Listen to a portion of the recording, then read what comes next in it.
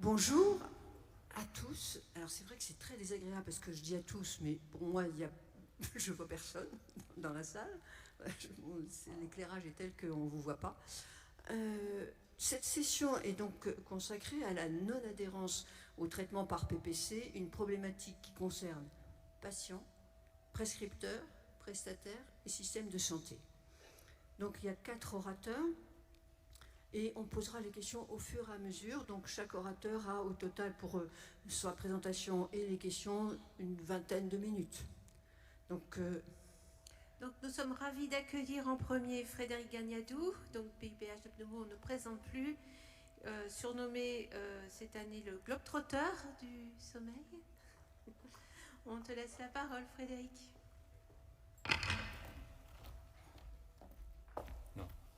Là, c'est vrai que je me rends compte vraiment que cette année, j'ai fait trop de trucs. Donc, promis, l'année prochaine, je me mets au repos. Ça, ce sont les liens d'intérêt. Donc, alors, on va parler de l'adhérence à la PPC, mais l'adhérence au traitement d'une manière générale dans les maladies chroniques, vous serez d'accord que c'est un problème suffisamment important, vous voyez, pour que l'OMS s'en soit emparée, avec un certain nombre de déterminants qui sont d'ordre socio-économique, liés aux patients, par exemple, les attentes du patient vis-à-vis de la maladie et de son traitement, qui sont liés bien sûr au traitement lui-même, et dans le cas qui nous intéresse, la PPC, qui a des effets secondaires indiscutables et qui entraîne une contrainte, qui sont liés à la pathologie en elle-même, et on a bien vu pendant ce congrès dans quelle mesure les apnées s'exprimaient de façon extrêmement hétérogène d'un patient à l'autre, et puis au système de soins, comme le disait à l'instant Nicole. Alors, dans les apnées, l'observance du traitement, c'est un peu particulier, comme on utilise un instrument pour traiter les malades. On a eu très tôt accès à des mesures objectives de la compliance, de l'adhérence. Et vous voyez que très tôt, on s'est rendu compte que si on demandait au patient, il avait tendance à surestimer l'utilisation de son appareil par rapport à ce que disait le compteur de la machine. Et ça, on l'avait confirmé dans cette étude randomisée. On comparait leur thèse à la PPC. Vous voyez que quand on demandait aux patients combien vous mettez votre machine, en médiane, ils disaient 6 heures. Mesuré, c'était 4 heures. Donc il y a une particularité qui est liée au caractère instrumental et qui explique qu'il y a eu beaucoup de recherches dans le domaine de l'adhérence à la PPC. Vous voyez, si vous tapez Positive Airway Pressure adhérence sur PubMed, vous voyez le nombre de publications qui sont référencées, qui ont augmenté de façon exponentielle. Alors ça, c'est juste, je ne sais pas si vous avez vu cet énorme papier, vous savez qu'il y a eu une évaluation d'une agence américaine qui s'appelle l'Agency for Healthcare Research and Quality, qui n'était pas tellement en notre faveur, qui disait finalement que la PPC n'avait pas beaucoup d'effets thérapeutiques intéressants, en dehors de baisser l'index d'apnée-hypopnée. Alors il y a eu en réponse à ça une énorme évaluation qui a été conduite par Sushil Patil, et dont les conclusions sont résumées là. Et finalement, quand on regarde les choses objectivement, on retient qu'il y a un bénéfice de la PPC sur la somnolence, sur la pression artérielle, les accidents, la qualité de vie, qui est assez certain, et puis très probable sur d'autres domaines comme les troubles cognitifs, le domaine du cardiovasculaire, la mortalité. Alors, on a pu montrer clairement, avec tous ces travaux auxquels j'ai fait référence, qu'il y a un effet dose de la pression positive continue. Plus on l'utilise, plus on va avoir de bénéfices observés. Alors par exemple, sur la somnolence dure et la qualité de vie, il y a des papiers qui sont déjà anciens, vous voyez, ça a presque 15 ans, plus de 15 ans. Alors il faut noter que c'est des papiers qui sont faits chez les malades très somnolents. On voit que plus on met la machine et plus on a de probabilité de normaliser l'échelle d'Epworth. Et vous voyez que comme on part avec des patients très somnolents au départ, 15 d'Epworth en moyenne, c'est pas du tout ce qu'on a en routine. On a finalement que 70% des malades qui sont corrigés à plus de 7 heures, ce qui n'est pas ce qu'on voit dans la pratique, puisque nos malades sont quand même beaucoup moins somnolents. Néanmoins, dans cette étude, on montre que si on prend le sous-groupe qui utilise entre 2 et 4 heures, on a quand même une proportion non nulle de patients qui, avec 2 à 4 heures d'utilisation, normalisent l'Epworth. Bon, ça c'est une étude qui montre à peu près la même chose, qui a l'intérêt de montrer les valeurs de qualité de vie et d'Epworth avant traitement, qui, vous voyez, n'est pas conditionné par la future observance à la PPC, mais on voit bien que plus on utilise, plus la courbe sous traitement s'écarte de la courbe avant traitement pour l'Epworth et la qualité de vie. Pression artérielle, On a des données à court terme sur les essais randomisés qui semblent montrer un effet dose, mais qui n'est pas aussi évident que ça. Et puis on a cette étude chez les malades non somnolents, étude randomisée sur une relativement longue durée de traitement, qui, vous voyez, montre un effet dose et qui montre qu'ici, si on veut normaliser la pression artérielle chez ces patients, il faut atteindre 6 heures d'utilisation de la pression positive continue. On n'a pas de baisse significative au-dessous et on a ici une évaluation à long terme, je crois que c'était à N12. On a aussi montré récemment, il y a moins de données, mais j'ai trouvé, en tout cas sur l'accidentologie, j'ai trouvé ce papier qui est assez bien fait, publié dans Sleep, et qui montre que chez les conducteurs professionnels, on a un effet dose de l'adhérence à la PPC vis-à-vis du risque accidentel. Et vous voyez que seuls les patients ou les sujets qui sont très bien traités, avec une observance qui s'appelle ici full adhérence, avec la définition américaine, plus de 4 heures, 70% des jours. Seuls ces patients ont une... non, excusez-moi, je vous dis des bêtises. On a un surrisque chez les patients qui ne sont pas traités ou qui sont non adhérents, alors que chez les malades qui ont une observance satisfaisante, on a une baisse du risque. Et puis ici, c'est sur la consommation de soins, on verra d'autres études tout à l'heure, mais cette étude suggère un effet dose de l'adhérence au traitement sur différents paramètres de consommation de soins. Alors après, il y a le domaine du cardiovasculaire, dont il a été encore beaucoup question pendant ce congrès. Vous savez qu'on a fait des essais randomisés Savary, Katza, Isaac chez les malades avec plus de 15 d'IH non somnolents, globalement très peu adhérents, moins de 3 heures par nuit, 3 essais qui sont négatifs. Mais il y a eu, tout récemment, publié dans JAMA, les auteurs ont repris ces 3 essais randomisés, on fait une méta-analyse avec une analyse en inversion de probabilité de traitement et on montrait que finalement, chez les patients qui étaient à au moins 4 heures par nuit d'utilisation, dans ces 3 essais randomisés, on observait en fait une réduction du risque, qui n'est pas nulle, de l'ordre de 31%, mais il faut se souvenir que dans cette population, prévention secondaire, peu ou pas de symptômes, il n'y a qu'un tiers des patients qui atteignaient ce niveau d'observance supérieur ou égal à 4 heures. Alors, nous, on a regardé cet effet d'eau. Je suis désolé, cette étude a déjà été montrée à plusieurs reprises. Je crois que c'était une des premières études qui regardait ça, non pas en dichotomisant moins de 4 heures, plus de 4 heures, mais en regardant l'effet dose de l'observance de la PPC sur le risque d'événements cardiovasculaires. Étude faite avec un appariement SNDS, 7 ans de suivi, près de 1000 événements. Et comme vous le voyez, cette étude montre que plus l'adhérence augmente, 0,4 heures, 4, 6, 6, 7, plus de 7, plus on observe une diminution du risque d'événements cardiovasculaires majeurs, avec une diminution de 25% pour les malades utilisant la machine au moins 6 heures par nuit. Donc on rejoint à peu près ce seuil qu'on avait pour l'hypertension artérielle, qui est plutôt de 6 que de 4. Et puis dans cette étude, on a ajusté sur l'adhérence au cardioprotecteur, je vous en reparlerai un petit peu après. Donc finalement, si on résume tout ça, c'est un travail qu'on a fait avec un groupe d'auteurs qui sont ici, c'est une figure qui est extraite d'un papier qui est soumis pour publication. Eh bien, on voit qu'effectivement, on a une relation entre l'utilisation de la machine et différents outcomes, pression artérielle, symptômes, dépression, accident, morbidité cardiovasculaire, etc.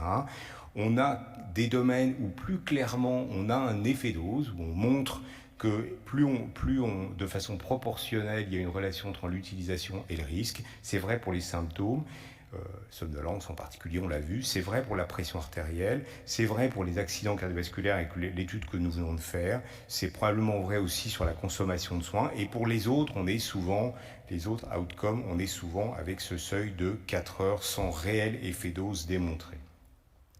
Alors, juste pour terminer cette présentation, est-ce qu'on peut réfléchir à une évolution un peu du concept d'adhérence ?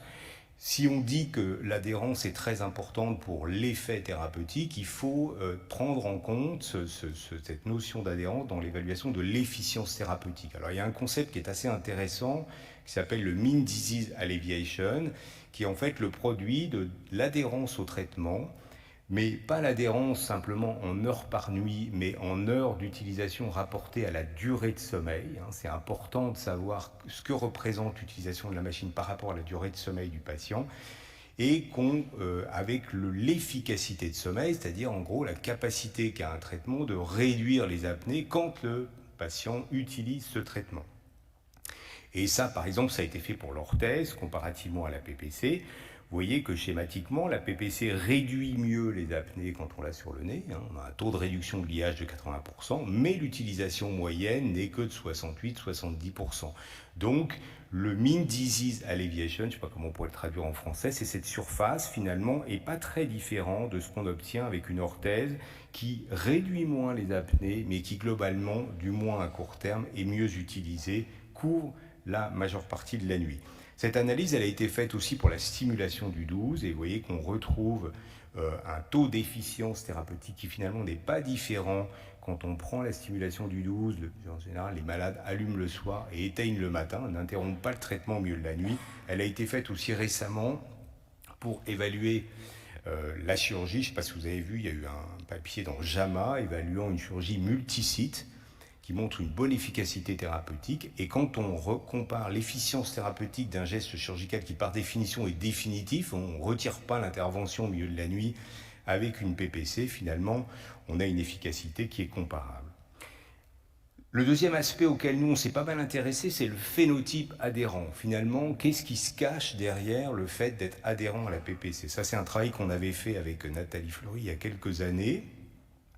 On prenait des patients qui avaient un diagnostic de SASS, et avant de les mettre sous PPC, qui avaient une indication de PPC, on leur faisait remplir un questionnaire qui s'appelle le questionnaire de Dosper. Je ne sais pas si vous connaissez ce questionnaire. En gros, ça évalue la capacité d'un individu à évaluer le risque et sa tendance à avoir des comportements à risque. Alors, vous avez quelques extraits choisis. Là, vous voyez, boire abondamment lors d'une activité sociale, parier une journée de salaire lors d'une partie de poker, faire une descente en eau vive quand le niveau d'eau est élevé, conduire sa voiture sans porter de ceinture. Tout ça, c'est les comportements à risque. Il y a des patients qui sont plus à même d'avoir des comportements à risque que d'autres, ou qui évaluent moins bien le risque. Et vous voyez qu'il y avait une très forte prédiction de l'adhérence à la PPC en fonction de ce questionnaire de Dosper. Plus les patients adoptaient des comportements à risque, moins ils allaient utiliser leur machine.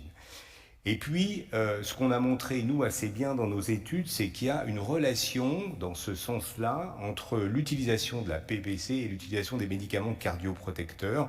Ça, c'est issu de notre première publication, où vous avez les différents niveaux d'adhérence à la PPC. Et vous voyez que plus vous mettez votre appareil, plus vous portez les médicaments hypoliplémiants, plus vous portez les médicaments antihypertenseurs, les antiagrégants plaquettaires. C'est important parce que si vous avez un malade qui ne met pas sa CPAP, qui a une hypertension artérielle non contrôlée, c'est peut-être l'effet de la PPC pas suffisamment porté, mais c'est peut-être aussi le fait que derrière, il ne prend pas bien ses antihypertenseurs.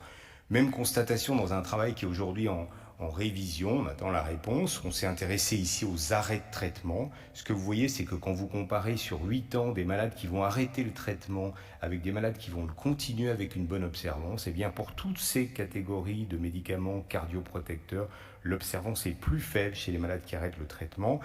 Et en plus, quand vous regardez la prise de cardioprotecteurs, l'adhérence aux cardioprotecteurs avant, après l'arrêt de traitement chez les malades qui arrêtent, et bien vous avez une baisse encore plus importante de l'adhérence au traitement. Donc il y a vraiment une relation entre l'adhérence au traitement et l'adhérence à la PPC. Alors on a voulu regarder ça de façon un peu différente, parce que dans ces deux papiers, on regarde l'adhérence aux médicaments et ses comportements, on va dire, LC, pendant que le patient est sous traitement. Donc il est rentré dans une prise en charge des apnées, on l'a mis sous traitement. Et on s'est dit, on va regarder ce qui se passe 2 ans avant la mise sous traitement. Donc c'est un travail qui est soumis également. On regarde l'adhérence aux cardioprotecteurs, et puis on regarde également, je ne sais pas pourquoi ça n'apparaît pas là, mais la consommation tabagique, et on regarde également les accidents rapportés par le patient. Et vous voyez que si vous êtes adhérent à vos médicaments cardioprotecteurs, si vous avez arrêté de fumer, ça n'apparaît pas sur le graphique, mais c'était ce qu'on trouvait. Et si vous ne rapportez pas d'accident de la voie publique, eh bien vous allez être plus adhérent à la PPC. Autrement dit, probablement qu'un patient qui a une conduite automobile plus safety, plus tard, quand on lui proposera une PPC, eh bien il mettra mieux sa machine. Et ça, c'est une autre constatation de ce papier. On compare la consommation de soins sous PPC chez les observants et chez les non-observants. Et on voit que quand on est adhérent à la PPC, c'est en bleu clair, on consulte moins, on va moins chez les généralistes, on a moins de consultations à l'hôpital, on va moins aux urgences, etc. Mais en fait, quand on regarde ce qui se passe 2 ans avant la mise sous traitement, on a les mêmes constatations. Autrement dit, il faut toujours se méfier quand on attribue des choses à l'adhérence thérapeutique parce qu'elles peuvent être liées certes à l'utilisation réelle de la machine, mais aussi refléter un comportement ou ici un état de santé préalable. Peut-être qu'un malade qui a déjà une lourde consommation de soins, il mettra moins sa machine parce qu'il a moins de temps disponible à consacrer à sa machine.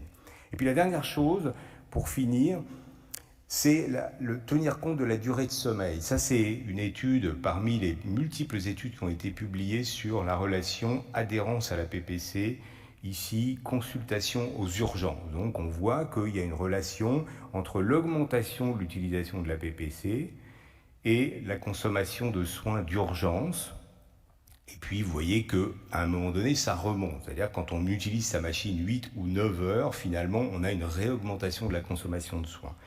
Mais c'est intéressant de regarder ici, dans un autre domaine de littérature, dans la littérature cardiologique, la relation entre la durée de sommeil et les événements cardiovasculaires, ou la mortalité cardiovasculaire, ou le nombre total d'événements cardiovasculaires. Et vous voyez que vous avez exactement la même relation. C'est-à-dire que ceux qui dorment très peu ont plus d'accidents. Ensuite, ça diminue quand vous atteignez 7 ou 8 heures de sommeil, et puis ça réaugmente quand vous dormez plus longtemps. Donc on ne sait pas bien si, encore une fois, dans la relation entre l'adhérence et le risque cardiovasculaire associé à l'adhérence à la PPC, il y a probablement une contribution simplement de la durée de sommeil qui en fait est souvent absente de ces études-là. Voilà, je vais conclure.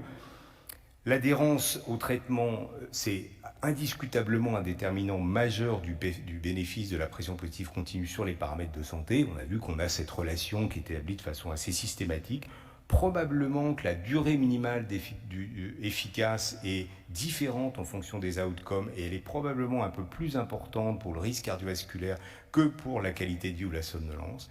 Il faudrait qu'on intègre la durée de sommeil dans l'évaluation de l'adhérence et de l'efficience thérapeutique, aussi bien dans l'évaluation de l'adhérence en pratique de clinique, mais également dans l'interprétation de la relation adhérence-outcome. Il faudrait qu'on rentre la durée de sommeil là-dedans et ne pas méconnaître qu'il y a un phénotype adhérent, c'est-à-dire le comportement qu'a votre patient avec sa CPAP, il est aussi associé à des comportements vis-à-vis notamment de l'adhérence à ses médicaments ou des comportements plus ou moins healthy.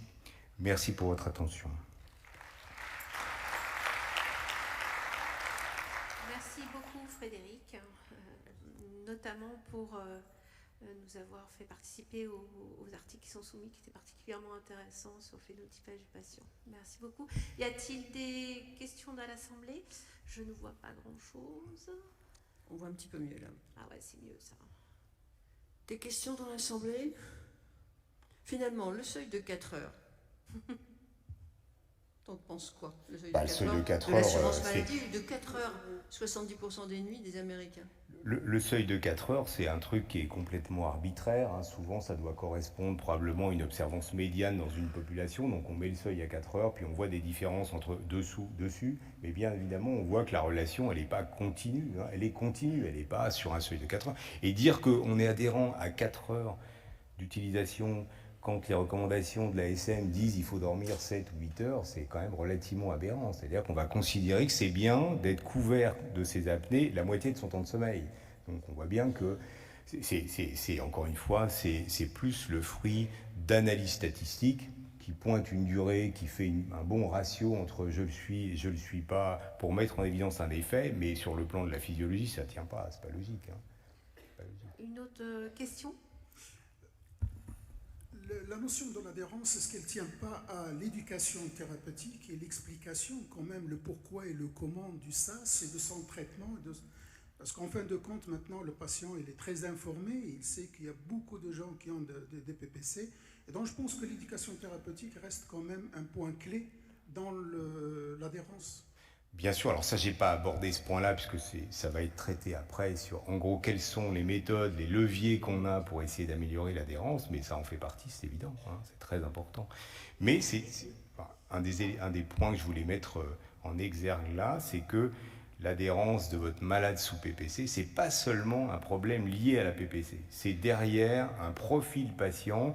Et c'est important d'avoir en tête que probablement c'est un patient qui va aussi avoir des comportements plus à risque et une moins bonne adhésion aux autres traitements. Donc on doit avoir une approche un peu plus, on va dire, comme c'est un mot un peu à la mode, holistique de l'adhérence que de se concentrer sur le problème nul juste de la CPAP. Est-ce que le profil adhérent ne correspond pas à ce qu'on appelle le profil obéissant ? Oui, sûrement, c'est complètement ça. Oui. Ouais, c'est complètement ça. On voit très bien que vous avez des malades, vous leur dites il faut mettre 7 heures, parce que sinon vous allez mourir, ils mettent 7 heures. Hein. Et puis d'autres, ils ne vont pas suivre ça, hein. Ils vont faire comme ils l'entendent, comme ils se comportent peut-être vis-à-vis de la ceinture de sécurité ou de l'alcool au volant ou je ne sais quoi. Ils vont avoir un comportement qui va être différent, hein, ça c'est clair. J'ai une question ici, là. Je te reconnais à la voix, Pierre, donc c'est bon. Donc, j'ai une question qui est en ligne du SEMPO qu'il y a eu à Rio sur en fait les marqueurs prédictifs de la réponse et de l'adhérence au traitement, où ils ont beaucoup remis en cause la HI pour parler plutôt de l'hypoxic burden. J'ai vu dans ta diapo que donc, les gens qui n'avaient pas de somnolence mais qui avaient des facteurs cardio, ils avaient un taux de port de la PPC là, à 4 heures très bas. Est-ce que dans notre pratique clinique, on a des données sur lesquelles on pourrait s'appuyer, par exemple sur l'hypoxic burden ou d'autres éléments cardio qui permettraient d'avoir une visibilité de la réponse thérapeutique? C'est-à-dire, en d'autres termes, si tu n'as pas de facteur sommeil, si tu n'es pas somnolent ou si tu n'as pas d'insomnie, mais que tu as une hypertension, des facteurs de risque cardio et que tu mets la PPC, si la PPC corrige ces facteurs nocturnes, est-ce qu'on a des éléments pour dire que ça peut être un élément qui va engager dans l'adhérence au traitement? On a des données là-dessus? Alors, bon, ça c'est un peu, je ne vais pas empiéter sur le topo de Jean-Louis, je crois qu'il va faire après moi, c'est comment on peut prédire l'adhérence. Nous, on a un travail qui a dû être présenté pendant ce congrès, je pense, hein, où on a relevé un certain nombre d'indicateurs de la polysonographie. En l'occurrence, c'est la fraction d'hypopnée, c'est le temps l'importance de la désaturation la nuit, qui sont des marqueurs indirects de seuil d'éveil, en fait, hein, qui sont d'assez bons prédicteurs de l'adhérence. Autrement dit, plus tu as un seuil d'éveil haut, c'est-à-dire plus tu es éveillable, moins tu vas être adhérent au traitement par PPC. Et ça marche chez les malades qui ont des événements, enfin, qui ont un SAS sévère. C'est-à-dire des malades pour lesquels on dit de toute façon c'est sévère, il faut mettre une PPC. Donc peut-être qu'on aura demain, je ne sais pas si c'est le sens de ta question, sur notre enregistrement, des indicateurs qui non seulement prédisent le risque, prédisent la réponse au traitement en termes de risque, mais prédisent aussi l'adhérence. Je pense qu'il faut qu'on aille vers ça, et il y en a probablement. Merci beaucoup Frédéric. On va passer la parole à Jean-Louis Pépin qui va nous parler non pas du profil adhérent, mais du profil non-adhérent. Les patients à risque de non-adhérence au traitement par PPC, qui sont-ils ? Comme quoi cette session a été bien construite, en fait. On est complémentaires, en fait. Hein. Voilà. Alors, et effectivement, vous verrez qu'on développe des points qui, je crois, sont assez complémentaires. Alors, donc je dois présenter le profil des patients non adhérents à la PPC. Je vous laisse voir mes liens d'intérêt rapidement. Donc, en fait, un patient, c'est vraiment une vision holistique, comme vient de le dire Frédéric. On n'est pas intéressé simplement par ses pauses respiratoires nocturnes, mais par son âge, son profil socio-économique, ses comorbidités. Et c'est absolument déterminant, il faut qu'on sorte de notions qui sont un peu simplistes. On a des données qui sont maintenant considérables, puisque vous savez qu'en France, il y a 1 600 000 personnes qui sont traitées par PPC, et on a dans le monde quand même des données qui commencent à nous donner des indications sur qu'est-ce qui permet d'anticiper le profil de patient qui ne va pas utiliser sa PPC. On a résumé ça dans un article de revue, et on voit qu'il y a 3 très grands domaines. Il y a le domaine de la sévérité des apnées et des symptômes, c'est une des questions qui viennent d'être posées, la hypoxic burden, la somnolence. Il y a le domaine des comorbidités, dont Frédéric a déjà parlé d'un certain nombre de choses concernant l'healthy user effect, c'est-à-dire le comportement par rapport à sa santé. Il y a l'acceptance et la préférence des patients qui est pas très bien pris en compte. On avait montré l'année dernière que une question simple sur la motivation des patients, c'était très prédicteur de l'adhérence à la PPC. Puis je vais aussi beaucoup insister sur le statut socio-économique, la dynamique des couples et puis des facteurs plus environnementaux de mode de vie qui sont assez complémentaires avec les conduites à risque. Donc c'est une diapo que j'aime bien montrer. Ces patients, ils sont très hétérogènes. On peut montrer des analyses de cluster très compliquées, mais je pense que ces photos montrent que le profil des patients auxquels on s'adresse est très hétérogène et que bien entendu, on va avoir une réponse à la PPC qui va être dépendante de ces phénotypes et qui a quand même des notions assez simples à garder en mémoire. Alors premièrement, on a travaillé sur le SNDS, sur une étude qui a concerné près d'un demi-million de patients. Et on avait dans cette étude tous les patients qui ont démarré leur PPC en France en 2015 et 2016, donc vraiment tous les sexes, tous les âges, tous les profils de patients. Ça nous sort aussi de la discussion, le prestataire un tel fait mieux que le prestataire d'à côté. Et on a pu regarder quels étaient les taux d'arrêt de la pression positive. Alors, quand on a sorti ce papier, il a été assez contesté. Beaucoup de gens disaient non, on fait beaucoup mieux que ça. Mais je rappelle, c'est tous les patients qui ont démarré la PPC en France en 2015-2016. Il n'y a pas de patients exclus et c'est vraiment une photographie extrêmement précise puisqu'on a les remboursements et les arrêts de remboursement. 23 patients arrêtent à 1 an, 37% de patients arrêtent à 2 ans et près de 50% à 3 ans. Les femmes, vous voyez l'impact des visites annuelles, hein, où en fait c'est arrêté, vous voyez ces marches d'escalier. Les femmes arrêtaient plus que les hommes, à peu près 10% de risque d'arrêt supplémentaire, et il y avait un facteur âge avec les âges extrêmes. Ce qui était documenté dans cette étude, c'était aussi l'impact des comorbidités. Donc déjà, ça c'est assez simple à identifier dans votre pratique, hein. Quand j'étais un homme de 60 à 70 ans avec une hypertension bien contrôlée, j'étais à très faible risque de mauvaise adhérence. Par contre, par exemple, si j'étais une femme jeune avec des comorbidités, une BPCO ou un diabète, j'avais pratiquement 3 fois plus de chances d'arrêter ma PPC. Donc ça, c'est déjà assez facile à identifier à la consultation initiale. On n'avait pas toutes les comorbidités, on ne les a pas toutes regardées.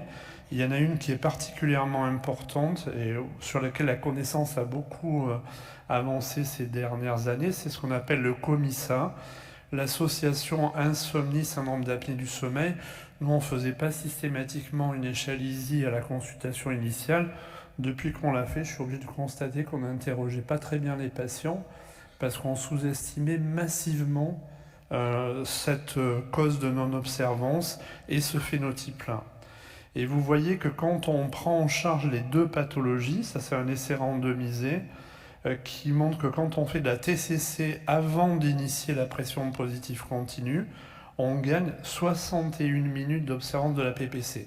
Donc si comme clinicien ou comme prestataire, vous ratez l'association, vous vous privez d'à peu près 1 heure d'observance et on vient de voir que ça a un impact, 1 heure de différence d'observance sur la réponse dans les différents domaines. Un autre des éléments très importants, c'est l'apparition d'apnée centrale sous traitement dans le suivi.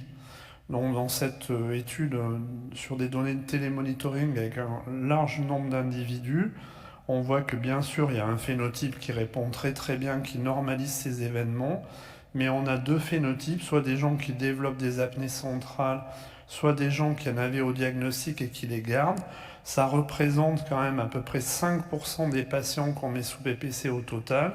Il faut les identifier très tôt, parce que c'est associé avec un taux beaucoup plus important, et 60% de plus de risque d'arrêt de traitement dans ces populations-là.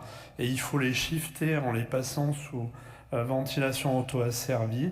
On montre souvent cet exemple d'un patient qui décline dans son observance parce qu'on n'a pas identifié très tôt ce phénotype. Il a des événements résiduels. On a eu des posters tout à l'heure qui ont également montré ça. Quand on traite les événements centraux résiduels, on restabilise l'observance et bien sûr on supprime ces événements centraux. La deuxième partie du profil des patients, c'est leur mode de vie. C'est plus original, c'est pas bien évalué et on va montrer différents exemples, beaucoup aux États-Unis, mais parce qu'ils ont un intérêt plus marqué que nous sur ces aspects sociétaux et on est en retard, je pense, dans cette dimension-là. Ça, c'est une carte des États-Unis avec 170 000 patients qui sont inclus dans cette étude en télémonitoring. Et vous voyez que si on regarde l'évolution de l'observance entre 2010 et 2015, globalement, elle augmente, et elle augmente beaucoup moins, et l'écart se creuse avec ceux qui sont dans le quartile le plus bas de revenus, avec le niveau socio-économique le plus bas, il y a à peu près 1 heure d'écart, donc les raisons sont assez évidentes, probablement des appartements de plus petite taille, des préoccupations dans la vie quotidienne qui sont très importantes. Donc on doit avoir une mesure, on a vu une présentation de Thibaut Gentina tout à l'heure en communication orale, de la précarité qui devrait être inclue dans l'évaluation de ces patients. Ça, je montre cette étude qui est qui concerne la durée du sommeil et l'efficacité du sommeil. C'est une étude de Wendy Troxell qui publie beaucoup dans ce domaine. S'il y a une criminalité très élevée dans mon lieu d'habitation, eh bien, ça va avoir un effet sur mon efficacité de sommeil et sur ma durée de sommeil et sur l'adhérence de ma PPC. C'est sûr que si je suis extrêmement anxieux de la sécurité dans ma vie quotidienne, je suis moins préoccupé par l'utilisation de mon matériel. Ça, c'est une étude qui, sur un registre en Suède, vous voyez aussi un grand nombre de patients, 65 000 patients, ça résume assez bien le profil des patients inobservants. Donc vous voyez, il y en a à peu près 15 000 qui font plus de 4 heures sur l'analyse finale de la population, 5 000 qui font moins de 4 heures, donc on va dire 3 quarts, 1 quart. Et en fait, ils ont bien détaillé des facteurs qui ne sont pas tellement cités dans les autres études et on voit très bien là. Donc on retrouve toujours, ici vous avez la comparaison et quand on est dans ce coin-là, on a une augmentation de l'usage de la pression positive. Donc si je suis une femme, je fais un peu mieux. C'est en contradiction avec les données que je vous ai montrées sur le SNDS où on n'avait plus d'abandon chez les femmes. Ça augmente avec l'âge, mais ici il n'y a pas les âges extrêmes. L'obésité ou l'index de masse corporelle n'a pas une grosse implication. L'IAH, la sévérité, la somnolence, je n'ai pas beaucoup parlé de ça, c'est des facteurs qui sont relativement acquis quand on est beaucoup plus somnolent, mais vous voyez, il faut vraiment atteindre des somnolences extrêmes. Il n'y a pas beaucoup d'impact des modes de traitement. Par contre, ce qui impacte, Frédéric l'avait montré il y a plusieurs années dans l'accord des Pays de la Loire, si je suis marié, j'ai une meilleure observance que si je suis divorcé ou si je suis seul. Le niveau d'éducation, on a parlé de la littératie en santé, de certains facteurs de compréhension de sa maladie, et aussi ça s'applique probablement aux conduites à risque. Les revenus du ménage, encore une fois, il y a un effet dose-réponse qui est très important, et il y a aussi, encore une fois, toute cette ambiance, si je suis étranger, si je viens d'arriver dans le pays, en Suède, il y a beaucoup d'immigration, et les choses, si j'ai beaucoup de parents étrangers, si je suis né ailleurs qu'en Suède, je suis moins adhérent. Donc ça a été repris dans une conférence de consensus récente de la Société américaine de pneumologie, qui dit très bien que, et c'est ce que tu disais Nicole, le seuil de 4 heures, moins de 4 heures, si tu habites dans 30 mètres carrés et que tu gagnes 500 € par mois, c'est plus difficile de faire 6 heures. Et donc il faut reconnaître ça et pas désappareiller sauvagement des patients qui sont en difficulté. Donc il y a toute une littérature sur encore une fois, la connaissance de sa maladie, la manière dont on comprend ce que nous raconte le docteur, la sécurité autour de soi, la pauvreté, les bruits, la pollution visuelle et sonore, et puis des profils qui sont plus des profils patients liés à l'anxiété, à l'insomnie, on en a parlé. Et quand même, la conclusion de ces recommandations, c'est de dire qu'il faut arrêter avec le seuil de 4 heures. Il faut voir si les patients bénéficient du traitement et le mesurer, et pas s'arrêter trop à des questions de seuil. Je vous montre 2 ou 3 études pour finir, qui sont un peu de moins bonne valeur, mais qui sont quand même très intéressantes pour illustrer ça. Cette étude, elle est à peu près sur 13 000 sujets quand même, et on regarde les caractéristiques du voisinage. Et vous voyez que, alors c'est très américain, hein, mais ça peut être extrapolé à l'Europe, plus le voisinage est riche en afro-américain et en hispanique, ce qui est un marqueur aussi socio-économique, et plus le niveau d'adhérence est bas.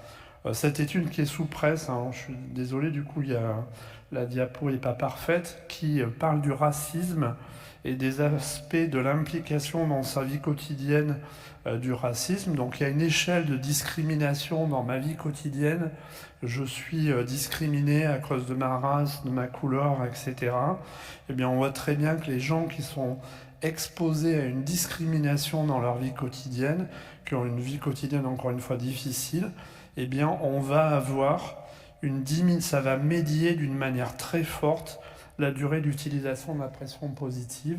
Et en termes de profil, encore une fois, c'est des choses qui sont importantes.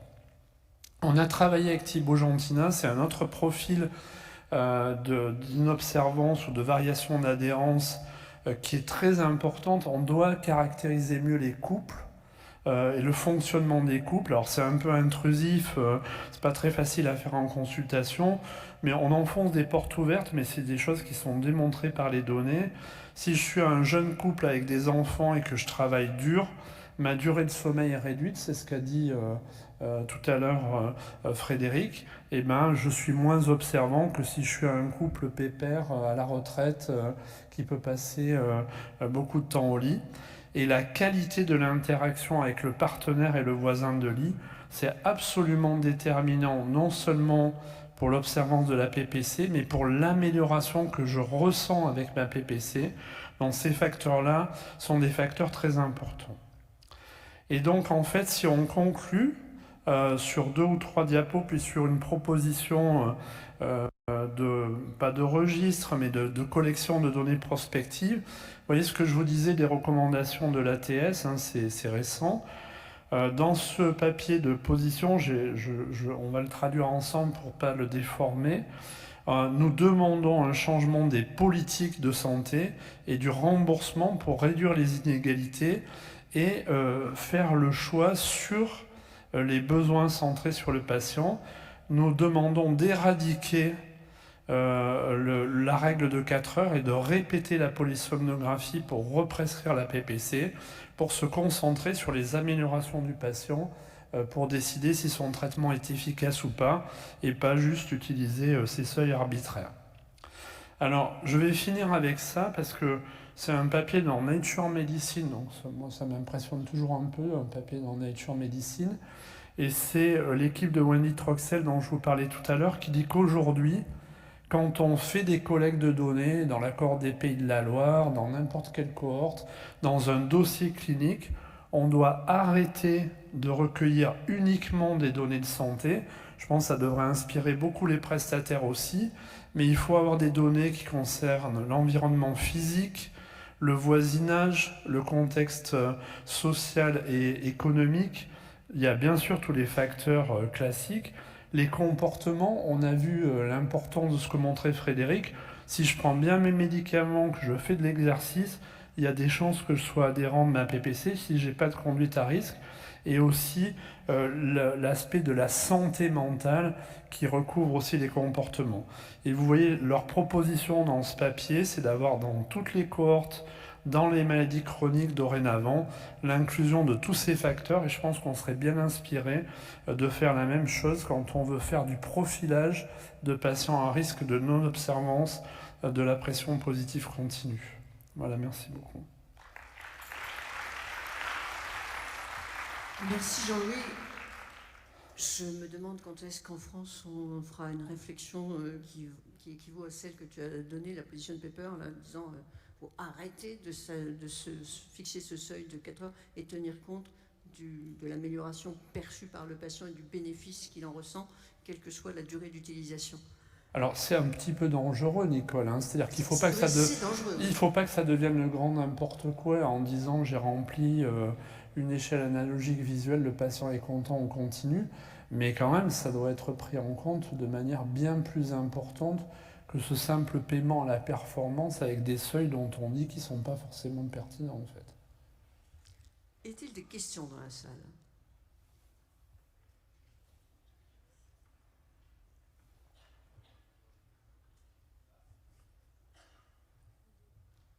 Merci. Très souvent, en cas d'inobservance à la PPC, on opte pour une orthèse. Est-ce que les facteurs de mauvaise observance de la PPC sont les... est-ce que les facteurs de mauvaise observance de l'orthèse sont les mêmes que la PPC? Alors, une remarque introductive, les patients qui arrêtent la PPC, collectivement, on les a abandonnés. Dans l'étude que je montrais là, sur 480 000 sujets, donc je vous disais... à 3 ans, on avait 100 000 patients qui avaient arrêté. Il n'y en avait même pas 5 ou 6 000 qui étaient mis sous orthèse. Et en regardant les flowcharts de l'accord des Pays de la Loire tout à l'heure, j'ai vu que sur, 2000 arrêts de PPC, tu me corriges si je n'ai pas retenu, il y avait 90 patients mis sous orthèse. Donc déjà, l'orthèse, Sandrine va en parler après dans les alternatives, est totalement sous-utilisée. Et du coup, des grosses séries de big data... sur les facteurs d'adhérence à l'orthèse, on ne les a pas parce qu'il n'y a pas de monitoring de l'observance, c'est un des questionnaires pour l'instant essentiellement. Donc probablement que c'est les mêmes facteurs, un peu différents parce que c'est plus facile sur le plan social et des relationnels sociaux, mais on n'a pas des données très robustes dans ce contexte-là. Est-ce qu'il y a d'autres questions ? Je pense qu'on a un vaste champ de réflexion à faire sur l'adhérence et la non-adhérence. Moi, je suis persuadée qu'il y a des profils de gens obéissants. Les adhérents, ça te plaît beaucoup le profil des gens obéissants? Les obéissants, c'est la soumission à l'autorité. Hein. C'est 50% de la population. Donc si on a 50% des gens qui gardent la PPC au bout de 3 ans, c'est peut-être parce que ce sont les obéissants. On pourrait tester ça par un questionnaire prospectif, alors, du coup. Merci beaucoup. Merci beaucoup.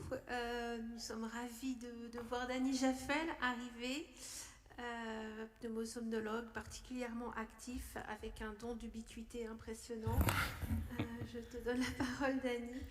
Donc, amélioration de l'observance du traitement par PPC. Que faire? Qui doit le faire? Quand le faire? Et pourquoi faut-il le faire? Merci, Carole. Alors, je m'excuse par avance si j'ai une diapo qui colle avec celle de Frédéric. On était malheureusement avec Sandrine Lenoir sur le Simpo consensus et donc j'ai pas vu les diapositives de Frédéric. Ma déclaration de lien d'intérêt. Que faire, qui doit le faire, quand le faire et pourquoi le faire, ça ressemble un petit peu à un inventaire à l'après-vert et j'ai 18 minutes pour aborder avec vous cette problématique, donc j'ai fait des choix. Tout d'abord, pourquoi le faire? Pourquoi le faire? L'étude Alaska, qui a été présentée il y a quelques instants par Jean-Louis, 47% des patients ont arrêté la PPC à 3 ans, c'est ce qu'il faut aussi en retenir. Je souligne que c'était une étude avant Covid-19. Pourquoi le faire? Une étude faite avec les patients de la cohorte des Pays de Loire. Elle vient de faire l'objet d'une communication orale au cours de ce congrès, il y en avait eu un à l'ERS. L'arrêt de la PPC, c'est-à-dire l'arrêt versus supérieur à 4 heures, c'est associé à une augmentation de la mortalité toute cause et des accidents vasculaires cérébraux. C'est aussi associé à ce qu'on appelle les MAS, qui sont un critère composite, infarctus du myocarde, AVC, insuffisance cardiaque, insuffisance coronarienne toute cause. Et pourquoi le faire? Eh bien, si le patient, cette fois-ci, il est observant plus de 6 heures par jour, on voit qu'il y a une diminution de l'incidence de ces masses. C'est un papier qui a été fait l'an dernier par l'équipe de Frédéric. Et puis pourquoi le faire? Eh bien, le coût. Ça, ce sont des big data issus du MedXclude auquel participe Jean-Louis. Le critère de jugement principal, c'était le coût, 179 000 patients. Eh bien, on se rend compte qu'être adhérent à la PPC, ça diminue les coûts de santé, y compris lorsqu'on inclut le coût du traitement du SaaS. Alors attention, dans cette étude américaine, le coût du SaaS était de 1 217 $ par an la première année. Il n'était que de 490 $ la seconde année. Et puis pourquoi le faire? Les symptômes, bien sûr, puisqu'on sait qu'il existe un effet dose de l'observance à la PPC sur les symptômes, dont la somnolence. Maintenant, la question que l'on va aborder ensemble, c'est quand le faire? Bien, quand le faire le plus tôt possible. Une étude Princeps publiée en 2007, le critère de jugement principal, c'était l'observance à 30 jours. Eh bien, on se rend compte qu'à 7 jours, tout semble jouer, puisque seulement 15% des observants à 30 jours ne l'étaient pas à 7 jours. Donc réagir au bout d'un mois, ça paraît déjà fort compromis. Quand le faire? Là, on a un modèle, c'est toujours une étude américaine, on a un modèle très intéressant qui est celui des professionnels de la conduite. Ce sont des personnes qui sont extrêmement motivées pour garder leur permis. Et bien, dans cette étude, le critère de jugement étant les adhérents supérieurs à 4 heures, plus de 70% des jours à 1 an, on se rend compte que d'être non observant à 1 semaine, eh bien, on se retrouve avec seulement 11% d'observants à 1 an. En d'autres termes, on récupère un patient sur 10 non observants dans cette étude. Quand le faire? Je vous ai présenté des études qui étaient des études de cohorte. Ici, un essai randomisé qui est une ancillaire de l'étude SAVE, avec le critère de jugement principal qui était l'observance à 1 an. Et on se rend compte qu'à 1 mois, tout est joué et que c'est joué sur l'observance à la PPC et les effets secondaires. C'est un point que l'on oublie très régulièrement dans les modèles multivariés puisqu'on n'a pas ce renseignement.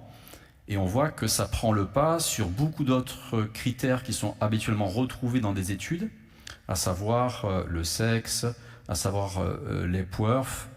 Bref, quand on étudie les facteurs d'observance, plus on a de variables explicatives dans le modèle, plus on va éviter de dire des bêtises. Quand le faire? On a bien compris que c'était tôt, on a bien compris que le taux horaire était important, mais le pattern d'observance est très important également. Là, vous avez des patients qui sont très observants les 9 premiers jours.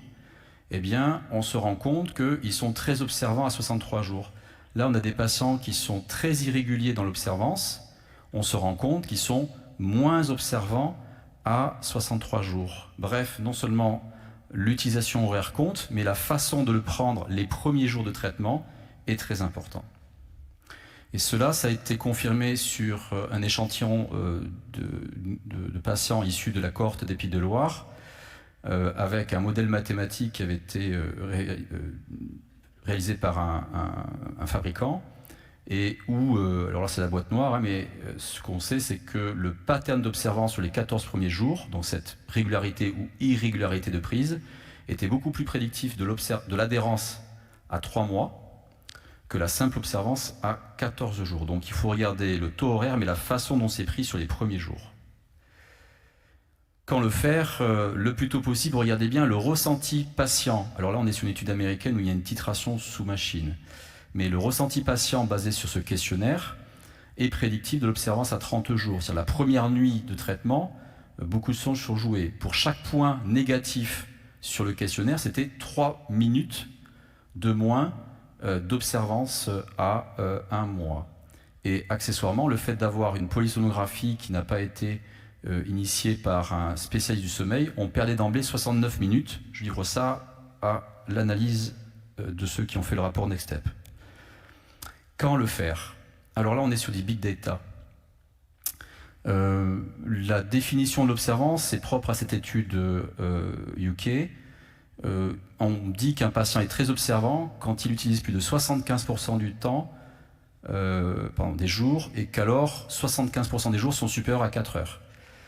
Et on a là l'observance pendant les 14 premiers jours, et on a 3 ans de données. Et on voit très bien qu'on a un pourcentage de patients très observants qui reste constant, mais on a par contre sur 3 ans une augmentation progressive des gens qui sont absolument pas observant, avec la définition qui a été utilisée dans cette étude. Bref, à 14 jours, encore une fois, tout semble jouer. On a vu pourquoi le faire, on a vu quand le faire, mais maintenant, que faire et qui doit le faire? Alors, vous avez là une slide qui est une synthèse des facteurs d'observance à un traitement. Ça aurait pu être un traitement médicamenteux, j'aurais fait la même slide.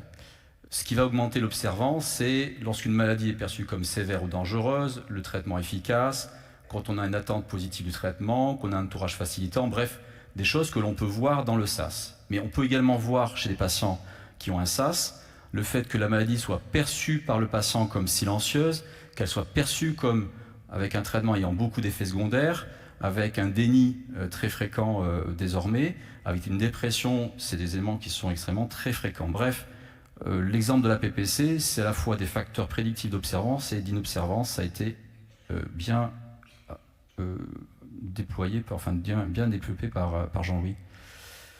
Là, c'est ce qu'on appelle le Common Sense Model. C'est un modèle qui permet de comprendre un petit peu comment fonctionne un patient. Il y a 2 étapes dans ce modèle. La première étape, c'est celle de la connaissance théorique du patient et de sa maladie, qui va être conditionnée par l'information délivrée par le médecin, mais désormais beaucoup par tout ce qu'on trouve sur le web et l'entourage. Et puis la deuxième étape, le deuxième aspect de ce Common Sense Model, c'est la perception qu'a le patient de ses symptômes, du besoin en traitement et des effets secondaires au traitement. Et tout ça, c'est des facteurs, bien entendu, d'une observance, dans un contexte désormais qui est le Covid avec 0 masque, la société avec 0 contrainte et la société surconnectée. Alors, qui doit le faire? C'est un peu une apacité. Chacun a un rôle, le patient, l'entourage, le médecin avec une équipe paramédicale, on va la détailler, et puis le prestataire, bien sûr. Qui doit le faire? Le rôle du conjoint. C'est une étude où on évaluait l'investissement du conjoint sur des items, et puis on se rend compte que plus le conjoint est investi, plus le patient est observant.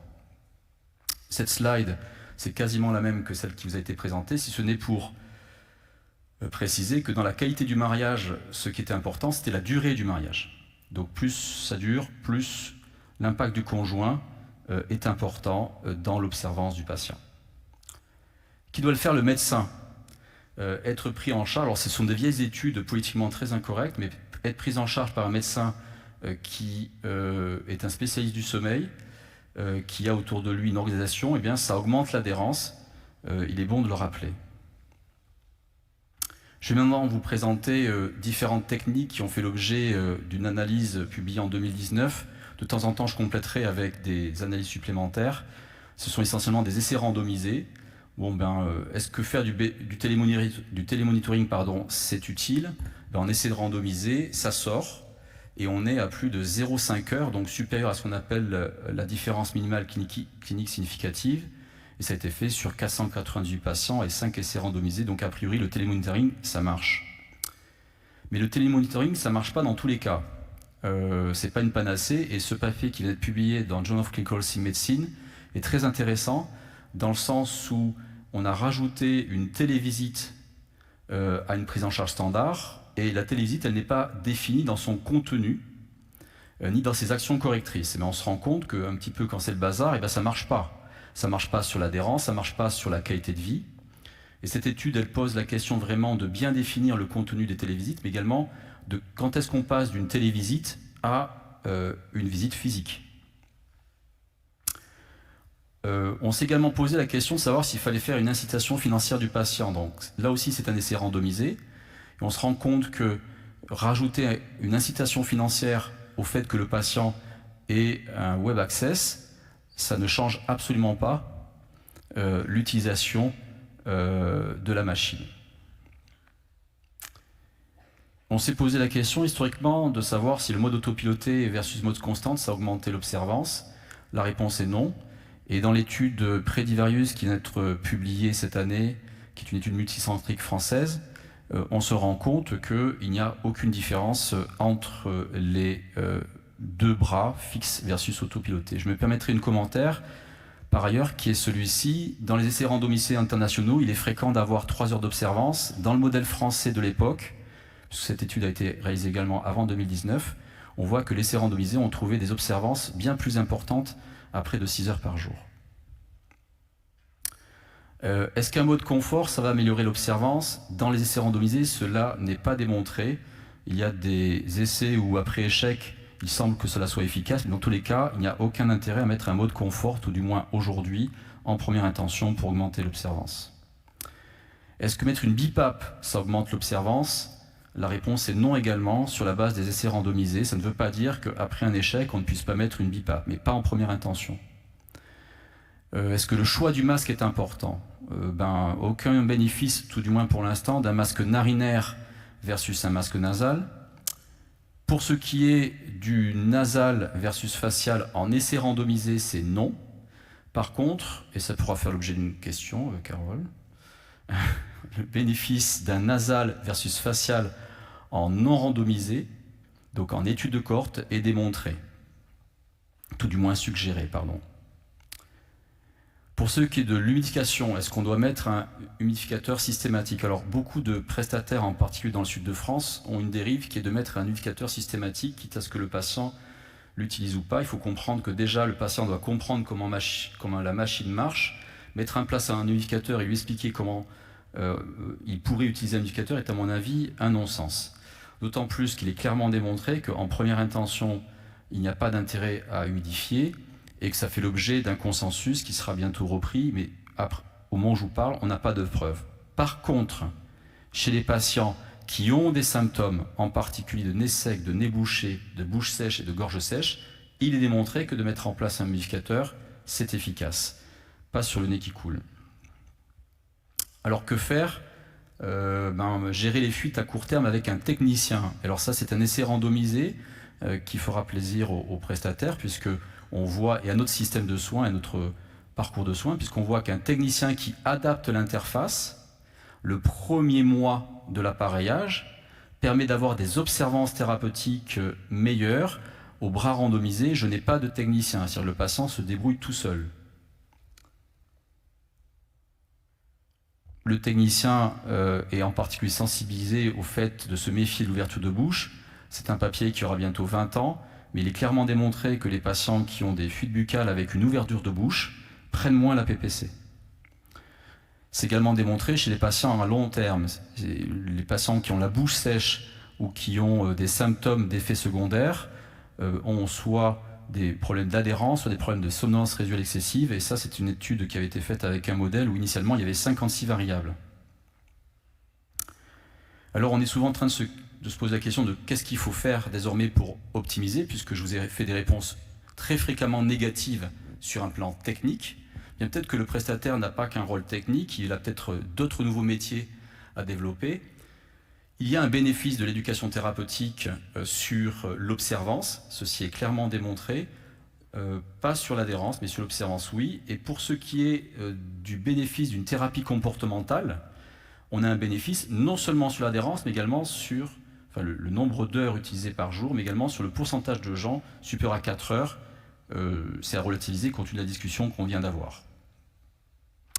Et puis que faire? Il faut limiter le réchauffement climatique. Alors pour ceux qui vivent dans le sud de France, il fait de plus en plus chaud, et quand il fait plus chaud, on a une chute de l'observance. Vous avez là l'année 2020, vous avez là l'année 2019, vous avez là les mois Covid. On s'est posé la question de l'impact de Covid, et on s'est rendu compte alors que bien entendu, en fonction des mois, on avait une observance qui variait. Chaque barre verticale représente une semaine, et que les années où il y avait canicule, on perdait franchement de l'observance, et bien plus que ce qui avait eu comme impact par Covid.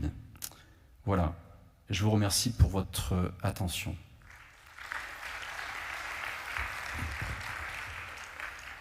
Merci beaucoup, Dany.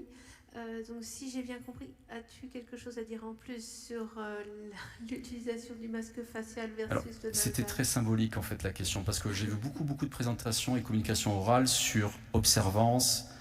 Et pour moi, dans les modèles mathématiques, le grand oublié, c'était les effets secondaires.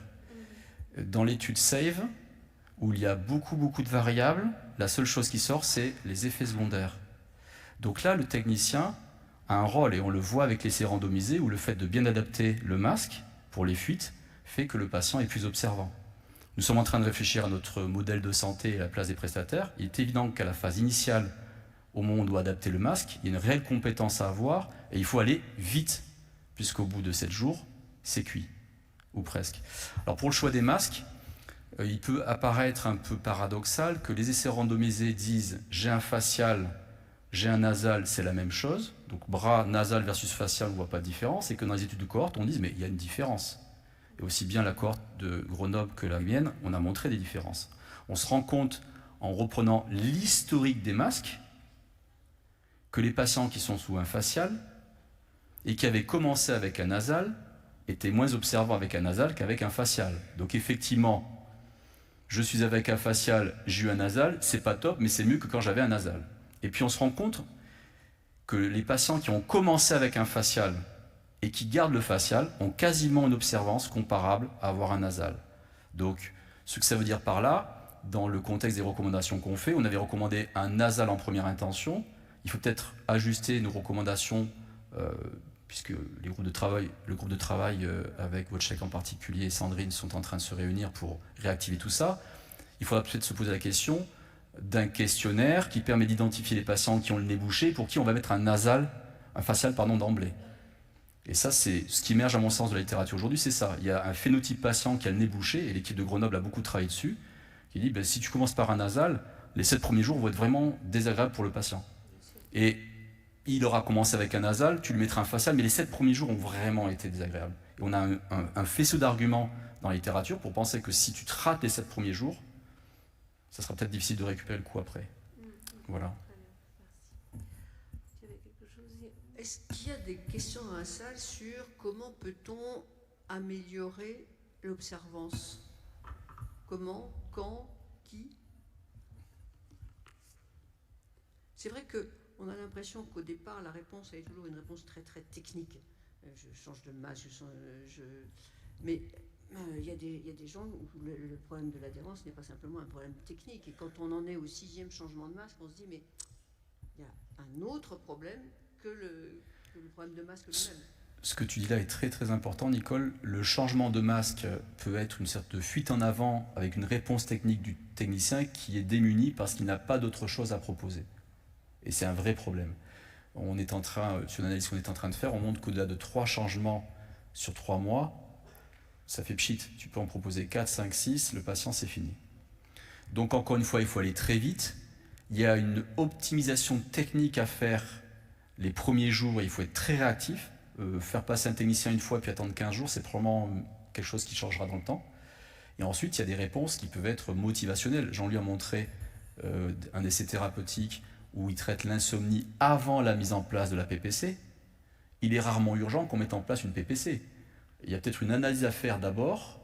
Alors, on a parlé de l'insomnie, mais ça peut être la motivation.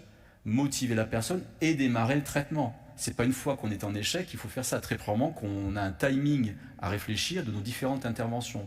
Optimisation technique sur 7-15 jours maximum, parce qu'après on sort les rames, et on récupère 10% des patients, mais surtout les autres interventions, que ce soit les thérapies motivationnelles ou autres, il faut les faire probablement très rapidement. Et pour la thérapie cognitive, dans le protocole que tu as montré, Jean-Louis, l'essai randomisé, c'est fait avant la mise en place de la PPC. Est-ce que, c'est une question un peu utopique, mais est-ce que l'idéal ne serait quand même pas de dire aux patients, ben voilà, vous êtes d'accord, l'indication du traitement c'est une PPC, maintenant voici les coordonnées de X prestataire, et c'est vous qui allez appeler le prestataire pour le jour où vous serez prêt pour être appareillé, sachant qu'il n'y a pas d'urgence. Qui est-ce qui laisse l'initiative aux patients de dire, ça y est, je suis prêt pour l'appareillage? Il y a des gens qui font ça dans la salle? Soit c'est non, soit c'est qu'on n'ose pas répondre.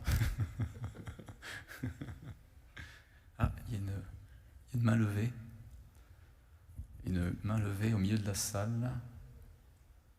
Plein centre. J'avais une question. Je suis au milieu, par ici. D'accord, pardon, excusez-moi. Est-ce qu'il y a des données sur les patients qui sont réappareillés? Ça veut dire que ça arrive des fois de recevoir des patients. Alors, je ne me perdrai pas de répondre parce que la personne qui a le plus étudié cela, elle est dans la pièce, c'est Jean-Louis. Si on peut lui donner un micro, ou viens près de moi, je ne sais pas. Tu peux venir ici, Jean-Louis? Regarde, si tu peux rester. Puisqu'il a, sur la base des données, tu as quand même une réponse, je pense, très détaillée. En fait, on a des données soumises là qui sont qui vont être, je pense, publiés bientôt. En France, la première année après l'arrêt de la PPC, il y a 26% des patients qui reprennent la PPC. Et ce qui est intéressant, c'est que sur ces 26% qui reprennent la PPC, il y en a l'année suivante 35% qui réarrêtent et 65% qui continuent. Et par rapport à d'autres facteurs qu'on a discutés, qui ne sont pas politiquement corrects, quand la reprise du traitement est gérée par un médecin généraliste versus un spécialiste du sommeil, il y a un écart. Et on retrouve à peu près les mêmes facteurs d'arrêt. Donc déjà, je ne sais pas si Sandrine va en parler, mais les données ne sont pas publiées. La première alternance à la PPC, c'est la PPC. C'est ce qui est fait le plus souvent, en fait. Voilà, mais c'est aussi très mal connu et très mal décrit. Et tu as donné sur 65%, donc qui gardent la PPC, c'est ça, hein? C'est important.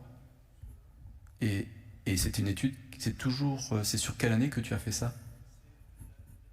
C'est le CNDS, hein, c'est ça, c'est ce que j'avais passé. Hein. Donc on est sur un jeu de données qui est un peu ancien pour moi, qui a le mérite d'exister. C'est pas une critique, hein, Jean-Louis. C'est juste pour dire que Covid a en plus changé la donne. Et le fait qu'il y ait aujourd'hui 850 000 polygraphies réalisées par an en France, ça veut dire qu'il y a beaucoup d'intervenants. Et pour ces patients qui sont en échec, il faut vraiment se poser la question et tu y réponds puisque tu as fait l'analyse du politiquement incorrect. Bien. Oui, Il y avait une autre question, oui. J'ai une question, sans plus. On a eu beaucoup de données au cours des 3 présentations là, sur un certain nombre d'éléments qui nous disent que ce sont des patients qui ne réagiront pas bien à la PPC parce qu'ils sont un phénotype femme jeune, etc. Ou alors parce que dans les 14 premiers jours, tout est joué, que finalement il n'y a plus grand-chose à faire qui changera quelque chose. Donc ma question c'est, est-ce qu'on n'est pas en train de donner des éléments, par exemple à l'assurance maladie, en se disant bon, bah, de toute façon, c'est pas la peine, le coût de santé va être négligeable pour un certain nombre de patients si on n'a pas tout de suite les résultats, s'ils n'appartiennent pas à tel phénotype ou autre. Et est-ce que ça démotive pas les médecins aussi, en sachant que bah, après, probablement ils n'y arriveront pas?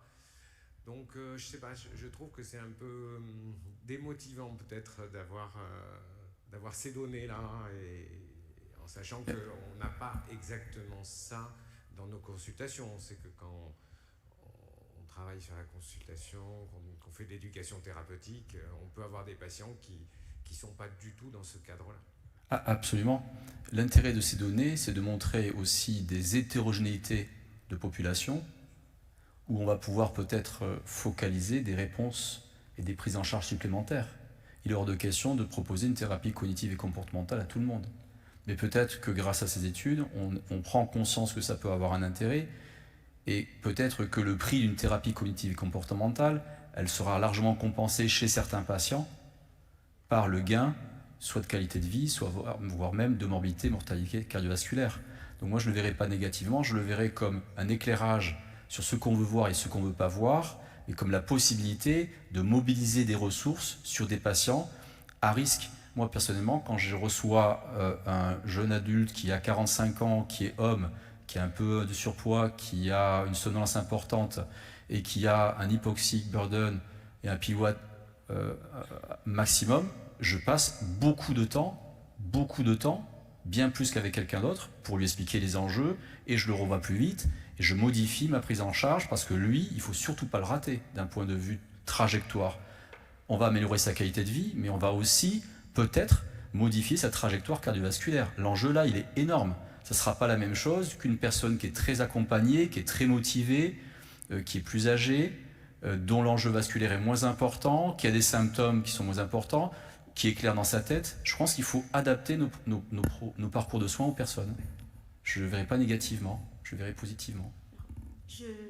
Claire Collat-Desfrancs, je rebondis sur la question précédente. Parce que moi, je vois beaucoup de patients insomniaques chez qui je découvre des syndromes d'apnée parfois très sévères, et que je pense que l'observance des 7 premiers jours dans ce phénotype de patient n'est pas du tout significative de la suite de leur parcours avec la PPC. C'est-à-dire que parfois parfois, il nous faut des mois pour améliorer l'insomnie. L'insomnie conditionne la durée de sommeil, qui conditionne l'observance. Et je pense que parfois, il faut 6 mois pour obtenir un patient qui a une comédia et qui va être observant avec sa PPC. Et c'est tout aussi déterminant que dans les patients désaturants, parce que la PPC est inconditionnelle, enfin, vraiment déterminante pour la réussite du traitement pour améliorer le sommeil du patient. Je l'entends, ça se démontre. Et Jean-Louis a présenté une étude qui démontre que quand tu fais la TCC avant, ça se passe bien. Donc, en parallèle aussi. Ouais. Là, cliniquement, on peut le faire en parallèle. Ça va dépendre du patient, ça va dépendre de beaucoup de facteurs. Si c'est un patient qui est insomniaque, qui a le nez bouché, qui est en conflit avec une séparation, etc., je ne suis pas certain qu'il faille lui commencer tout de suite. Non, je pense qu'il n'y a pas d'urgence dans certains cas à démarrer la PPC et qu'on a tout. Parce qu'à quelque part, il y a une question de psychologie aussi dans ce qu'on fait.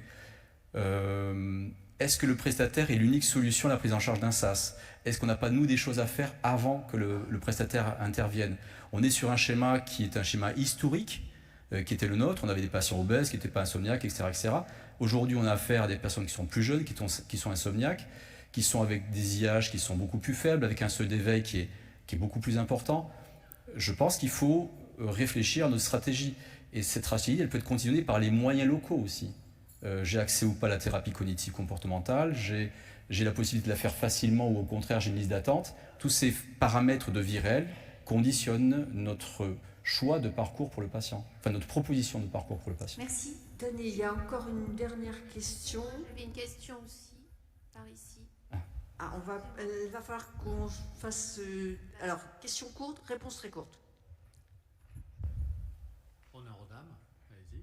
Merci. Moi, j'avais une question. On n'a pas parlé du bilan ORL, justement pour pallier à tous ces effets secondaires. Je suis par là. C'est absolument indispensable, mais j'avais 18 minutes et on est en train de déborder. Donc, réponse courte, c'était ma slide numéro 2, j'ai fait des choix. Mais c'est pour moi incontournable et ça fait écho au minimum aux NOS pour évaluer cliniquement l'obstruction nasale. Ça ne remplace pas un examen ORL, ça ne remplace pas des propositions thérapeutiques, mais à mon sens, ça a quelque chose à proposer de manière systématique. Bien sûr. Pierre ? Moi, j'ai un constat qui est que parmi mes collègues, en particulier parmi les très gros prescripteurs et amis que j'ai, ils ont un énorme problème de suivi des patients. C'est-à-dire que le volume de prescription de nouveaux patients leur empêche d'assurer un suivi quand ils commencent à avoir 500, 1000, 2000, 3000 patients. On pense, nous, enfin, sur ce qu'on sait, ce qu'on a publié avec Jean-Arthur, qu'en fait, l'adhérence, à long terme, elle est très liée aussi au suivi. C'est-à-dire que nous, on s'auto-limite, on a moins de 1000 patients dans le centre, parce qu'on revoit tous les ans les patients. Est-ce que dans vos données de décrochage, là, des 30%, vous avez des statistiques pour dire combien de fois ont été vus les patients depuis l'initiation du traitement? Ça, je pense que Jean-Louis, toi, tu pourrais répondre avec les données du SNDS, puisque tu as les consultations. Moi, à titre personnel, j'ai rien vu de très important en littérature, hormis des études où on démontre qu'un suivi avec la réalisation d'un examen, là c'est très personnel, c'est la cerveau-ventilation, c'est le SAS central. Dans le SAS central, c'est démontré que les patients qui ont eu un examen avant la consultation sont plus observants, qu'on modifie l'observance. Donc, de toute évidence, le suivi, et c'est des recommandations qu'on fait, il doit être annuel. Le suivi clinique, il est annuel. Au moins, les premières années dans le cadre de la DAP, c'est le médecin signataire de la DAP qui doit la faire. Puis après, je crois que c'est à partir de la 4e, ça peut être le médecin généraliste. Mais les premières années, c'est évident pour moi que c'est le médecin prescripteur. Oui, mais en pratique, ce n'est pas toujours le cas. Mais par contre, ce qui avait été déjà démontré dans un certain nombre d'études, c'est qu'un suivi par une infirmière formée, c'était largement mieux que le suivi par le docteur.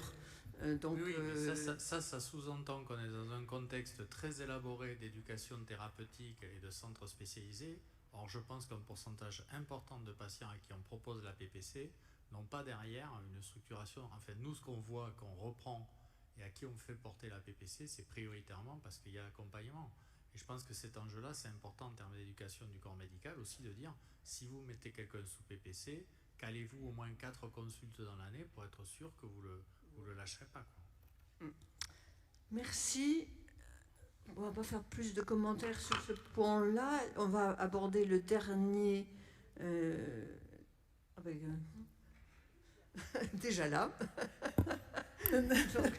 la dernière partie de ce symposium, Sandrine va nous parler de la place des traitements alternatifs dans le parcours de soins des patients apnéiques. Quels traitements et à quel moment les proposer?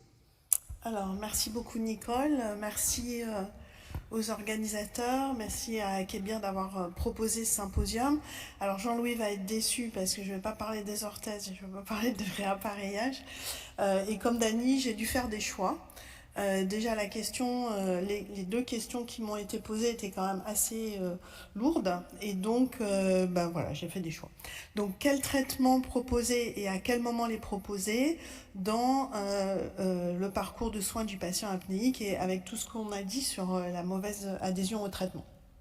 Donc voilà les liens d'intérêt, vous voyez qu'il y en a avec beaucoup de traitements du SAS. Donc voilà. Quand on voit ce graphe, vous avez le syndrome d'apnée du sommeil obstructif au milieu. Vous avez des particularités sur la polysomnographie, sur les mécanismes physiopathologiques, sur les symptômes, sur les outcomes, sur les critères morphométriques, les comorbidités. On se dit qu'un seul traitement pour tout le monde, ça paraît absurde. Et je pense que maintenant, on en est bien conscient et que donc, il faut réfléchir. Alors, tout à l'heure, dans la session de chirurgie dentaire, de médecine dentaire du sommeil, Gilles Lavigne nous a conseillé d'éviter le terme de traitement alternatif, qui est un peu un terme péjoratif pour le patient. On lui dit, il y a la PPC, puis il y a un traitement alternatif. Donc, effectivement, on va dire d'autres traitements du SAS que la PPC. Alors, dans les congrès, il y a souvent une ou deux figures qu'on voit passer dans plein de sessions. Donc ça, c'est une de ces figures-là. Et vous savez que maintenant, grâce notamment aux travaux de l'équipe de Boston, mais aussi d'autres équipes, on est assez pointu sur les différents mécanismes physiopathologiques du syndrome d'apnée du sommeil obstructif, avec maintenant des cibles thérapeutiques auxquelles on ne pensait pas avant et qui faisaient que on proposait une PPC à tout le monde. Donc je ne vais pas passer en revue tout, mais vous savez qu'il y a la perte de poids, les diurétiques, des interventions anatomiques, des manières de stabiliser le sommeil, on a parlé tout à l'heure de la TCC, l'oxygène, etc. Donc, encore une fois, une raison supplémentaire de se dire que la PPC pour tout le monde, c'est une évidence que ça ne peut pas marcher. Donc, en pratique clinique, qu'est-ce qu'on fait ? On fait une synthèse avec les éléments du phénotype du patient, les préférences du patient et de l'entourage, c'est vraiment important, l'expérience de l'équipe médico-odonto-chirurgicale, les contre-indications éventuelles, les recommandations d'experts qui sont souvent un petit peu obsolètes une fois qu'on voit le patient, et puis ce qu'on sait de l'état de l'art dans notre domaine. Et tout ça, ça nous conduit à un traitement de première intention, qui peut être la PPC, mais qui peut être aussi autre chose. Ensuite, le patient, on va le réévaluer. Et là, je suis vraiment tout à fait d'accord sur ce que vous disiez tous sur le suivi, et le suivi relativement précoce pour ne pas s'acharner avec un traitement, quel qu'il soit, qui est soit inefficace, soit mal toléré par le patient. Donc, au terme de cette évaluation, qui est répétée effectivement dans le suivi du patient, on va éventuellement être amené à faire un traitement de deuxième intention, voire de troisième intention, de quatrième intention. Nicole comprendra à quoi je fais allusion.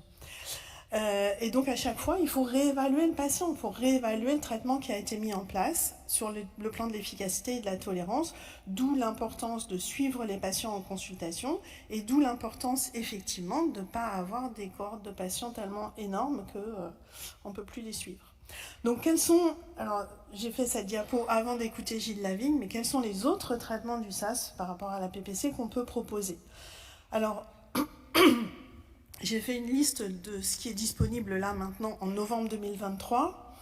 L'abstention et la surveillance avec prescription de règles d'hygiène de vie, la perte de poids, d'autres modes ventilatoires, il a été fait allusion dans la présentation de Dany, le traitement positionnel, les orthèses, la chirurgie, la kinésithérapie, la neurostimulation du 12, le traitement symptomatique de la somnolence, la combinaison des traitements, et j'ai mis en gris les médicaments.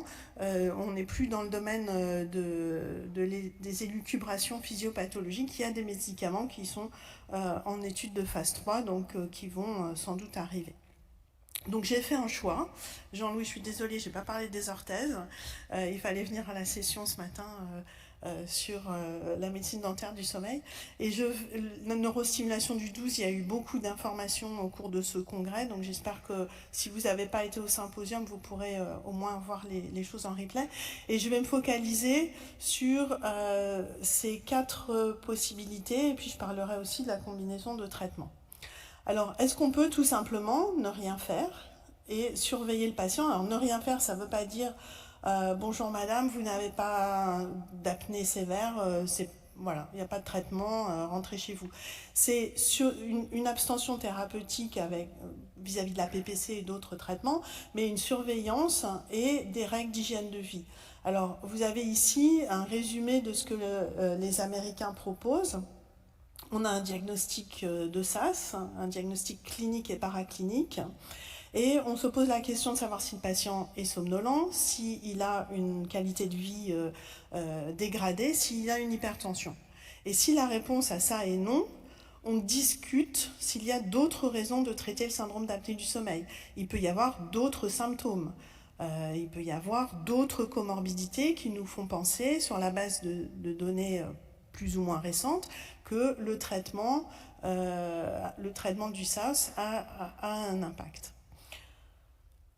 Vous avez cette sorte d'arbre décisionnel qui a été publié l'année dernière, l'arbre décisionnel Oscar, où on commence par se poser la question de savoir si le patient est obèse. Donc ça, il s'agit de patients avec un syndrome d'apnée du sommeil, bien sûr. Est-ce que le patient est obèse? Si le patient n'est pas obèse, on se demande s'il a des symptômes liés à son syndrome d'apnée du sommeil. S'il n'a pas de symptômes, et on a des patients qui sont très peu symptomatiques, on se pose la question de savoir s'il a des facteurs de risque cardiovasculaire. Et si la réponse est non, eh bien à ce moment-là, on essaye d'expliquer au patient comment améliorer son hygiène de vie, et on fait du watchful waiting. C'est un peu comme dans d'autres pathologies, c'est une surveillance active.